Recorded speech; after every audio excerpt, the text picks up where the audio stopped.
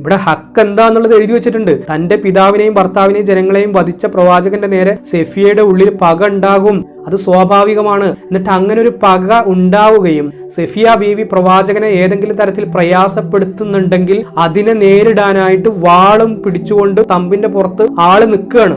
ഇത് പറയുമ്പോൾ ഈ ഇസ്ലാമിസ്റ്റുകൾ പറയും അത് റസൂല് പറഞ്ഞിട്ടൊന്നും നിന്നതല്ല, അദ്ദേഹം സ്വയം നിന്നാണ്.